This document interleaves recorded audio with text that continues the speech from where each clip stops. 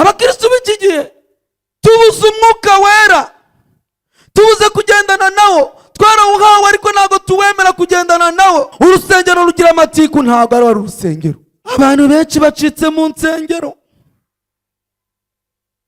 bakozi b'Imana, abantu benshi bacitse mu isengero. Uzi ikintu kibaciye? Insengero nyinshi zahindutse sare, ntabwo zikiri insengero, zahindutse aho kuganirira ibitafite umumaro kuwiteka. Urajya muri korari munwa shyushyushyushyushyushu, amagambo yabaye menshi, kandi waruzuje kuje kuruhuka. Baje kureba abantu gusa, baje kurebaguzwa, ntabwo baje gusenga. Urukundo rurakonje mu nzu y'Imana. Mu nzu y'Imana habuze ibyiza. Mu nzu y'Imana uyu munsi harimo amatiku gusa. Mu nzu y'Imana uyu munsi harimo kurwana, harimo intambara. Hari umuzima ugiye kuza, umuzima mubi agiye kuvaho, haza umuzima muzima.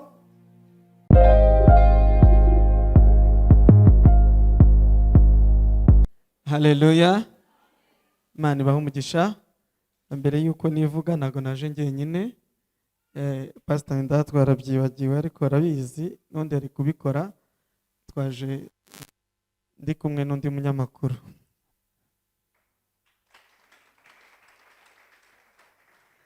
Ndagira ngo nsabe Dani ahaguruke abasuhuza ahari.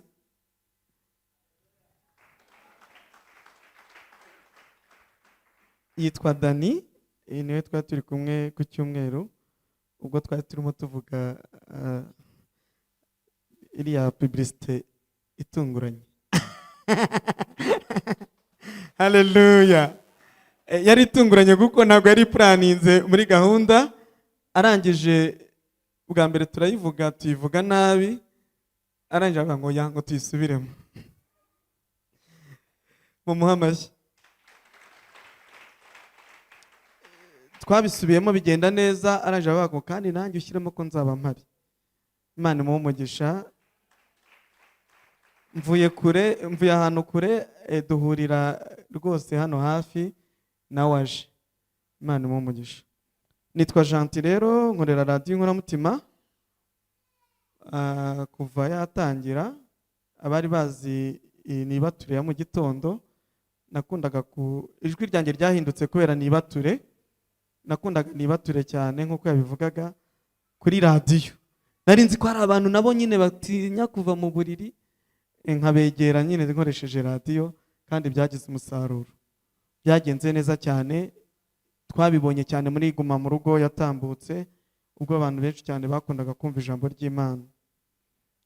Kandi na Pastor Nda muri Guma mu Rugo twarabanye kuri radio, yagiye aza kenshi gutambutsa ijambo ry'Imana. Ndi umugabo rero, mfite umudamu mwiza,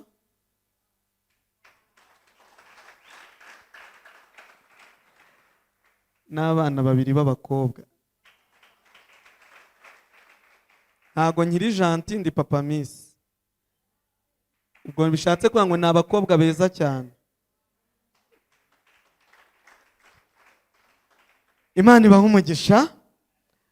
Nyimara kubona ubutumire rero bwo kuza kuvuga ijambo ry'Imana no kuri Shiro, numvishije nyuzwe cyane no kugira ngo nze kuvuga ijambo ry'Imana.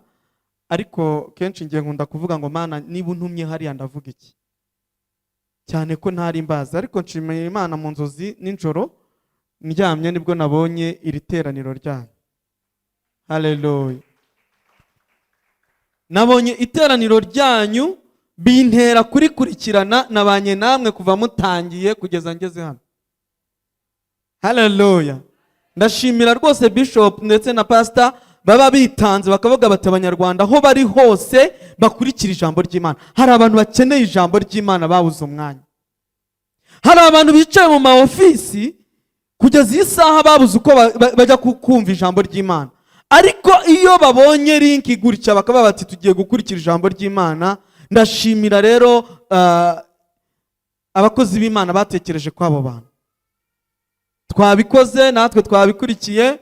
Nabonye umunezero mwari mufite, mwabyinaga neza, mwasenze, hari sengesho mwasenze. Imana iguhe umugisha. Hari sengesho mwasenze numva nanjye ndi kuvaho ndi kujya handi hantu. Imana ibahe umugisha n'ukuri.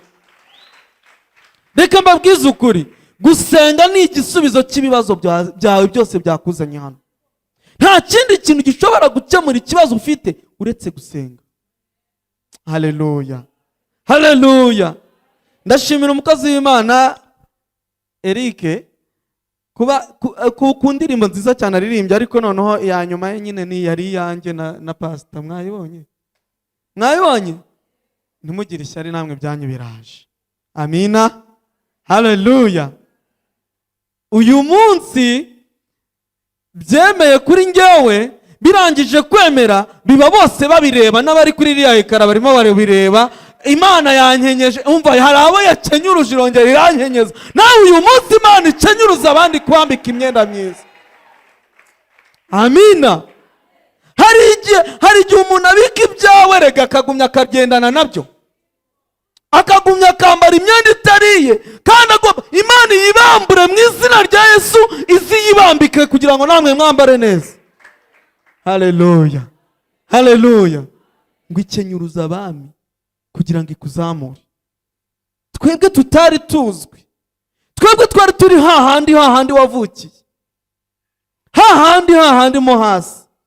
Imana yagize ikiragira iradukurura, iravuga iti namwe nimuzi.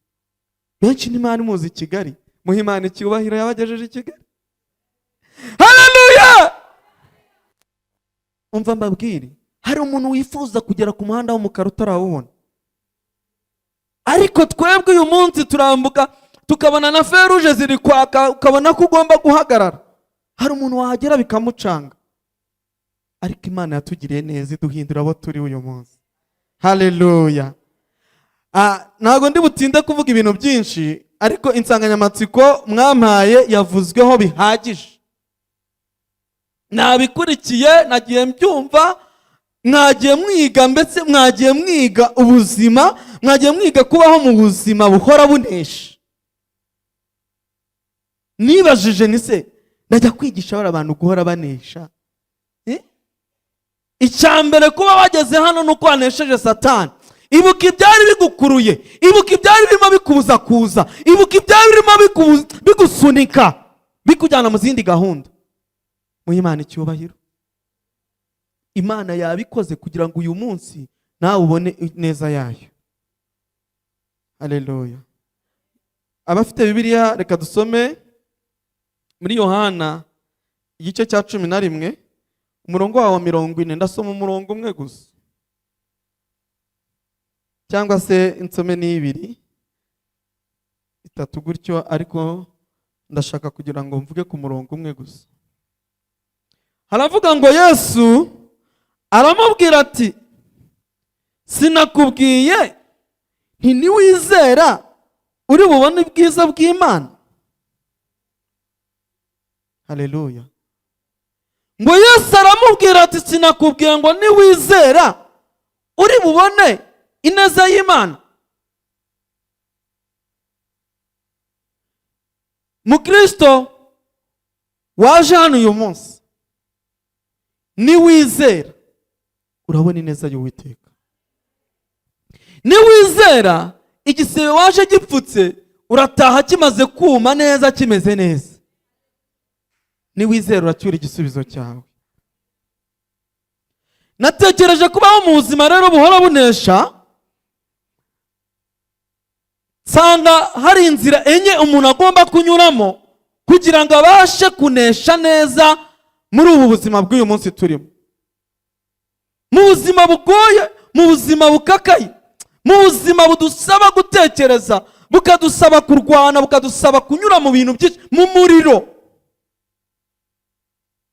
Hari indirimbo tumaze iminsi turimo gucuranga kuri radio, namwe muzayumva, ivuga ngo burihe ibiri hehe, Imana ibiri hehe, ibiri hehe muri bya bibazo ufite?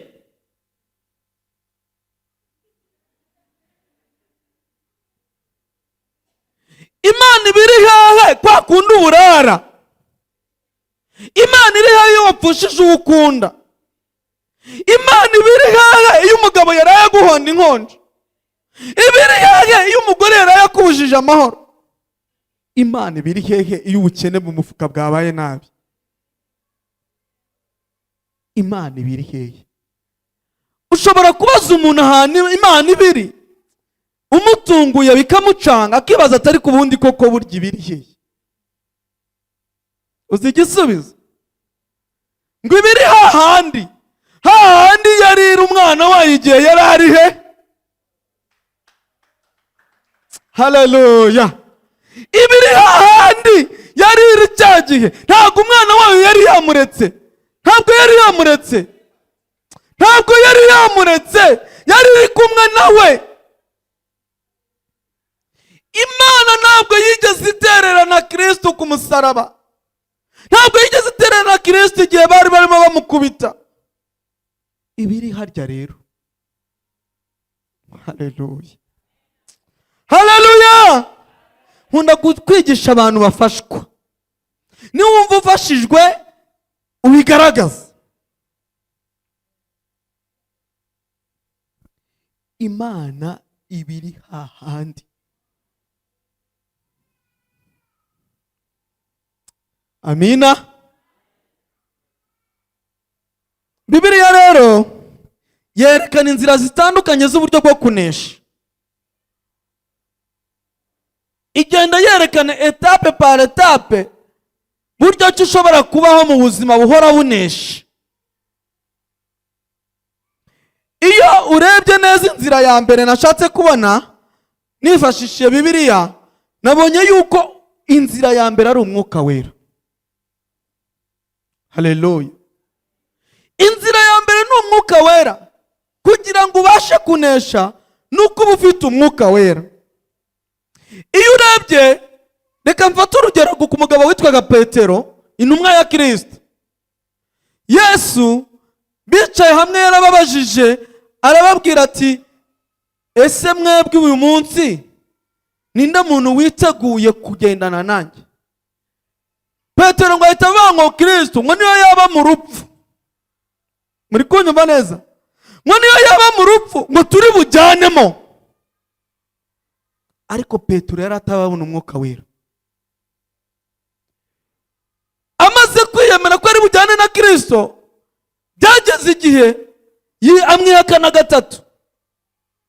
Kwa kundi tujya tumwihakana, kwa kundi tujya tumukubitira hasi, kwa kundi ujya ugera mu bintu ukagera ahantu ukeneye amafaranga ukemera ukicuruza, kubera ko nta mwuka wera uba ufite. Ariko Petero amaze kubona umwuka wera mu Byakozwe n'Intumwa igice cyaho cya 2, ngo aravuga ngo bagabo bene data, namwe muteraniye hano mumureke mbabwire Kristo. Haleluya! Kubera ko yari yuzuye umwuka wera, byabaye ngombwa yuko atangira kuvuga Kristo noneho byeruye. Ntago yamwihakanye kuko yari yabonye umwuka wera. Abakristo b'iki gihe tubuze umwuka wera, tubuze kugendana nawo. Twarawuhawe ariko ntago tuwemera kugendana nawo. Turawufite ariko ntitwemera kugendana nawo. Umwuka wera tuwushyira inyuma y'ibindi byose. Usigaye inyuma ndaje, kandi umwuka wera urawufite. Haleluya! Bwira mugenzi wanjye, Imana iguha umwuka wera kandi iguhe kugendana nawe, kuko ufite utagendanye nawo byaba birangiye. Nuko Petero abona imbaraga zo guhamya Kristo. Uzabona imbaraga zo guhamya mu bapagani gute udafite kugendana n'umwuka wera? Ikindi kintu cya kabiri nabonye, cyangwa se inzira ya kabiri nabonye yo kugenda mu buzima buhora bunesha,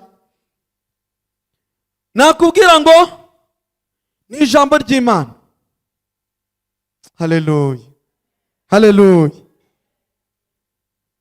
Ijambo ry'Imana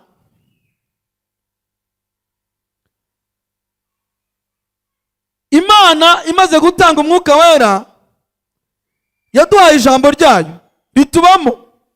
Iyo usomye Timoteyo wa kabiri igice cyawo cya 3 umurongo wa 16 kugeza ku wa 17, niho havuga ngo ijambo ry'Imana cyangwa se Bibiliya ni ijambo ry'Imana umuntu agendana kugira ngo ribashe kumwemeza ibyaha bye. Iyo udafite ijambo ry'Imana ntabwo ushobora kwemera ibyaha byawe.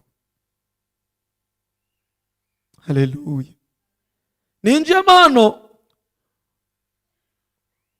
umushumba ari kuvuga ngo hari ibintu bibiri bikomeye mu nzu y'Imana, natwe tujya duhura nabyo no kuri radiyo. Iyo tugeze mu mwanya wo kwatura abantu bose barakonje, telefone zikabura abazihamagara.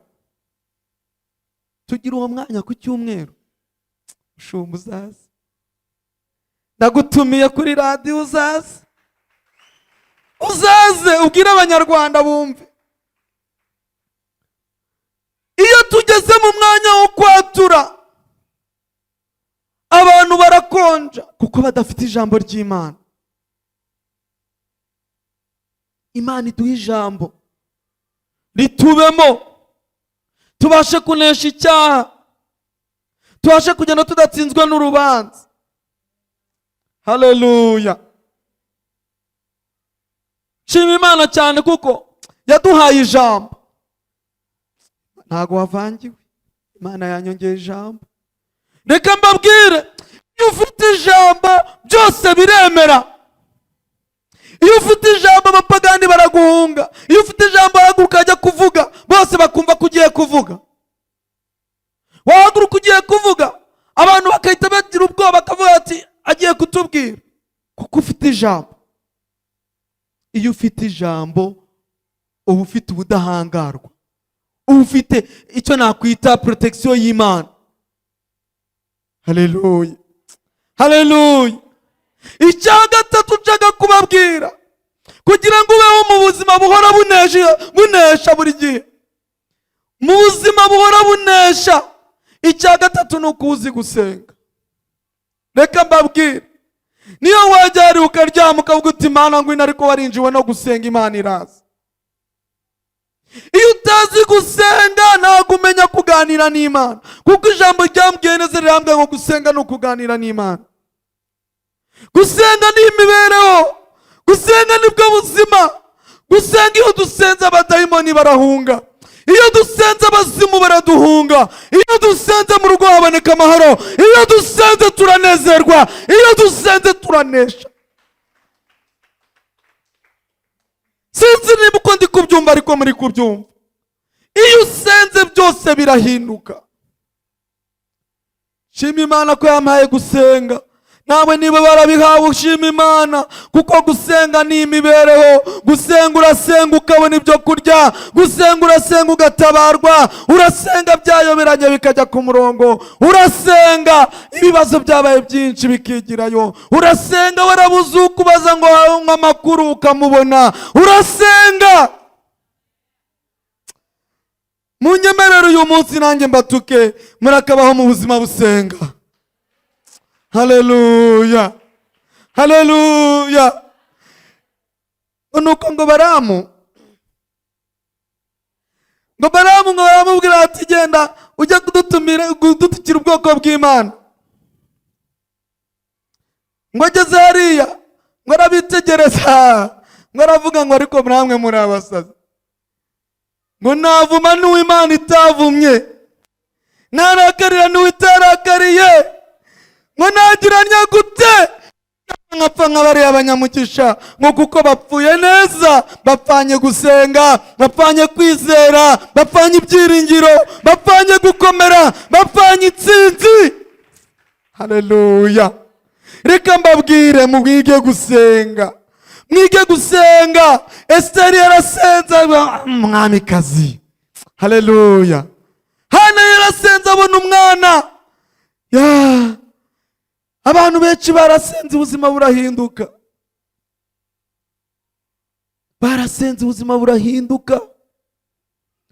Muri uyu mujyi basigaye bagenda bavuga ngo dore bavuye ikuzimu, ngo bariya babikuzimu kubera gusenga, kubera ko bafite uko baganira n'Imana yabo. bafite ibanga. Icya kane ngiye kubabwira kirakomeye. Reka mbabwire bwoko bw'Imana muteraniye hano. Icya kane ngiye kubabwira, iyo ushaka guhora witoza ubuzima bunesha, uba mu nzu y'Imana. Haleluya! Uba mu nzu y'Imana. Mu nzu y'Imana ni heza. Rushama yabiririmbye neza, aravuga ngo uzaze mu rusengero, ngo uzaze wirebere ngo ibyiza bihabera, ngo iyo uhageze barakwakira, ngo bakakwicaza neza, umutima ukanezerwa. Mu rugo y'amatiku wasize yagasigara, nta matiku aba mu rusengero. Urusengero rugira amatiku, ntabwo ari urusengero.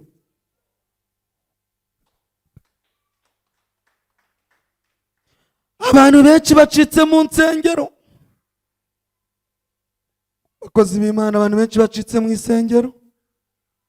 Uzi ikintu kibaciye?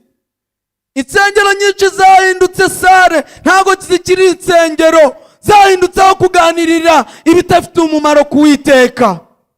Munyumve neza, ndajya muri korari se mfite amahoro.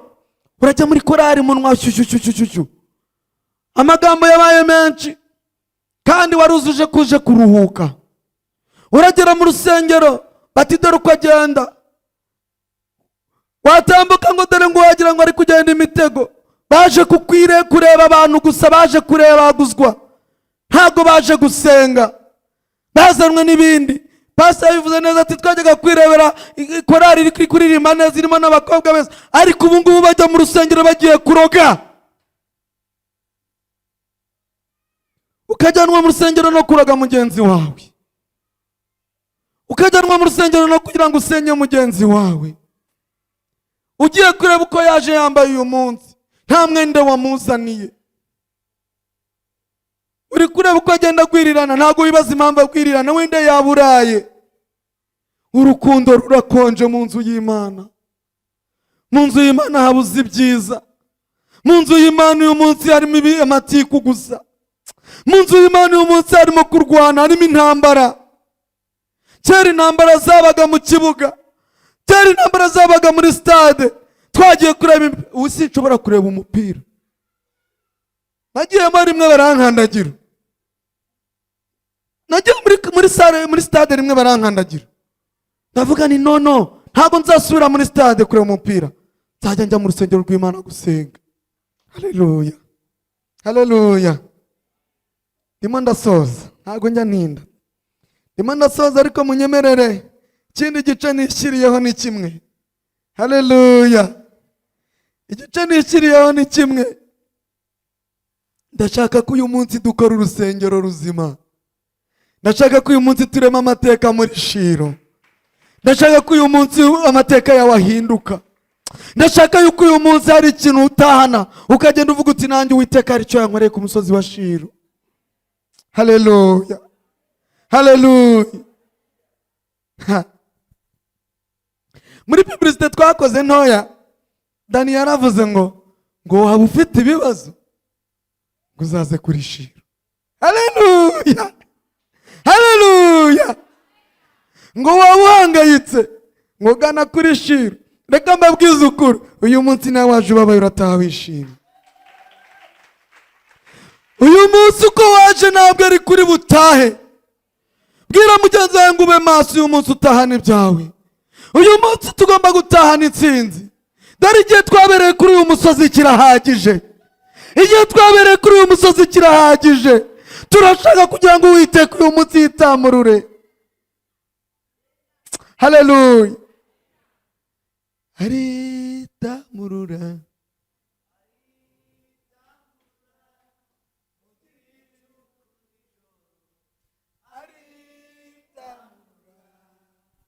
Mushyitse umutima mu nda utuze mu gitondo. Reka mbabwize ukuri, uyu munsi ushyitse umutima mu nda, Uwiteka aritamurura ku buzima bwawe. Ndumva Uwiteka hari ikintu agiye gukorera hano hantu. Haleluya, haleluya. Reka mbabwire, abantu benshi bananiwe kuba mu buzima buhora bunesha kubera abandi. Na Sarayi ntaririmbye, ntabwo nzi kuririmba, Dani yahita nseka, ariko reka mbabwize ukuri, niba ari ikintu kibabaza ni ugutera intambwe uje mu nzu y'Imana, abandi bagatangira kukunushanira, bagatangira kukuryanirana inzara, bagatangira kubazanya ngo uri yaje gukora iki, wowe waje gukora iki?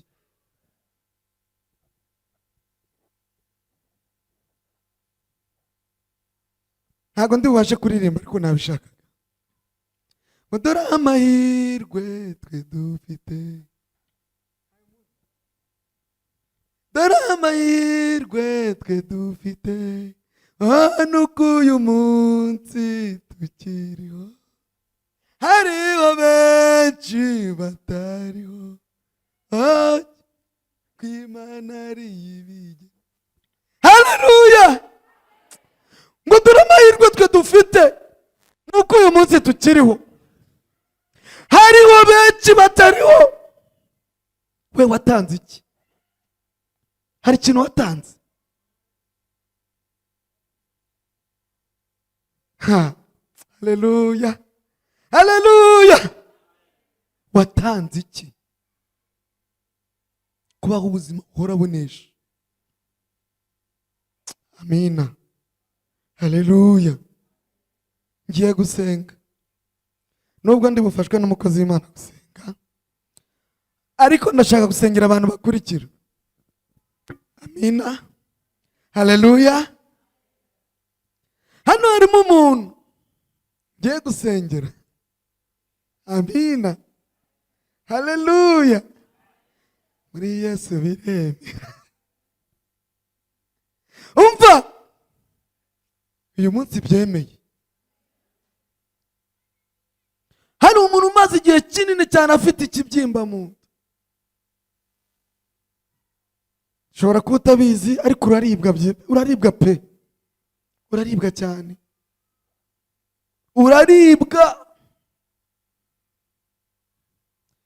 Ngiye kugusengera, uyu munsi biremera. Haleluya, uyu munsi biremera, uyu munsi biremera, uyu munsi biremera. Ndumva ndi mu mwuka wo gusenga. Uraribwa ukagira ngo baguteje amahembe, wabyise igifu, wabyise amazina yose. Haguruka tugusengere mu izina rya Yesu. Wisubirana y'agahinda, wageze ku musozi wa Shilo, uraribwa mu nda, uraribwa mu nda. Ntutinye amaso y'abantu bakureba. Haguruka dusenga Imana. Haguruka ku maguru yawe abiri. Umucuranzi arihe? Umucuranzi arihe?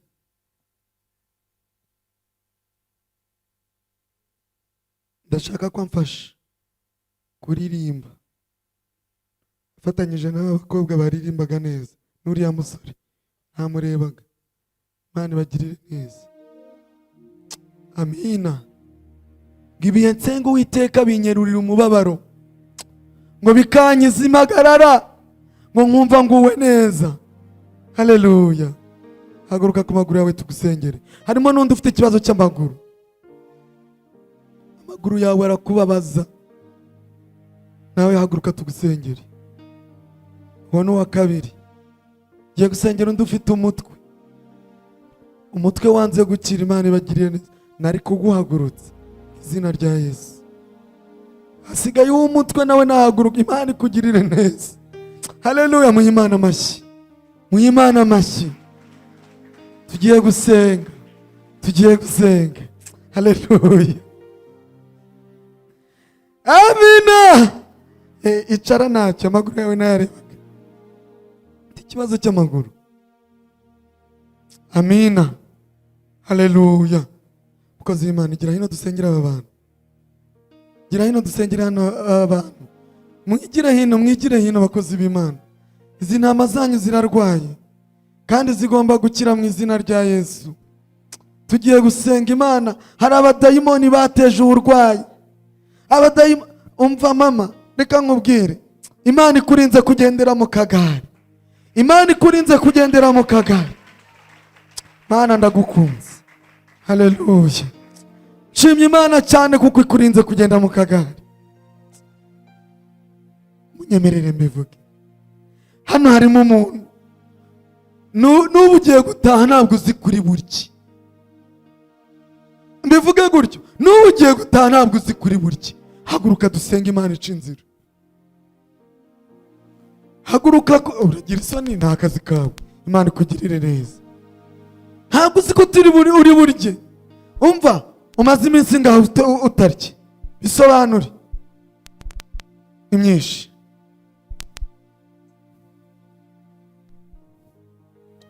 Mureke dusenga Imana. Tugiye gusenga Imana. Imana igira ikibakorera. Imana ihindura ubuzima. Ngo barakubenze, baramaze. Hari umuzima ugiye kuza. Umuzima muba agiye kuvaho. Haza umuzima muzima. Haleluya. Haleluya. Haleluya.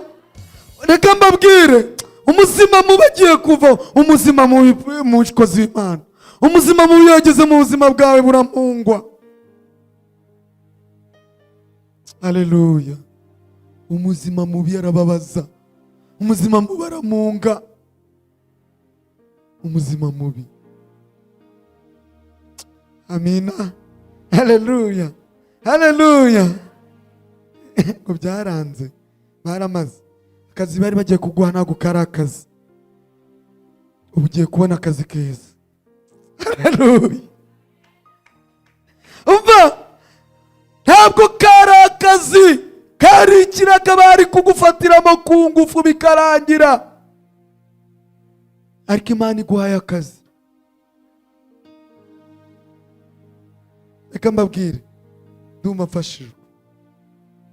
Ndafashijwe. Mwige kubaho ubuzima buhora bunesha. Mwige kubaho ubuzima buhora bunesha. Mwige kubaho ubuzima buhora bunesha. Iyo unesheje byose birakunda. Muri Yesu biremera. Amina. Amina. Muri Yesu biremera. Imana uyu munsi iheka ibyaguhigaga amapyisi. Niba muzi ibintu bikuntu babiheka amapyisi, ni kwa kundi ibintu biba byagucanze, Imana ibicurike bye kukwirukaho mu izina rya Yesu. Haleluya. Haleluya. Imana ibagirire neza. Nzaza ari ugusenga gusa, kandi tuzasenga. Imana igira icyo ikora. Imana igira icyo ikora. Imana igira icyo ikora. Mbonye Imana itanze buruse muri rusengero.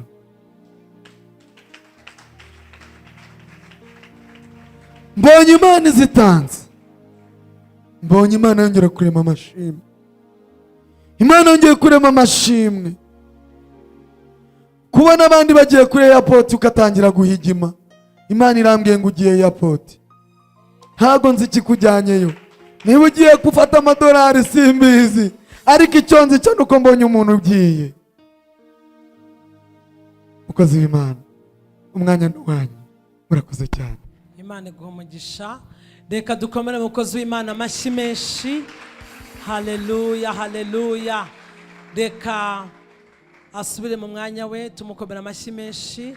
Nawe Imana yavuze ukomeze uhagaze. Amen.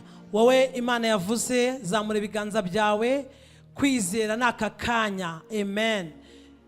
Reka mutambuke hano imbere tubasengere. Haleluya, haleluya. Umwuka w'Imana abeshaho. Umwuka w'Imana, umwuka wera wagaragaje ibi bibazo mufite, ibi byifuzo, ashobora kugukoraho kano kanya. Aka kanya gukoreho ku ngorane yawe. Aka kanya ube muzima. Aka kanya wakire gukira. Aka kanya ndagira ngo ubyizere. Zamura amaboko yawe hejuru kandi ubyizere. Igitangaza ni aka kanya, kwiringira n'ejo. Mana mu izina rya Yesu, Mana y'ubutware, Mana y'ubushobozi. Haleluya, haleluya. Uri Jehova Rafa, Imana ikiza indwara zose. Reka izi ndwara zose wahishuye zisoke muri iyi mibiri mu izina rya Yesu. Umva wa ndwara we, ndagutegetse, ndakwirukanye, ndakunanije uburwayi bwo mu nda, ubw'amaguru, ubwo ari bwo bwose. Buri ndwara yose iri mu buzima bwawe ndayitegetse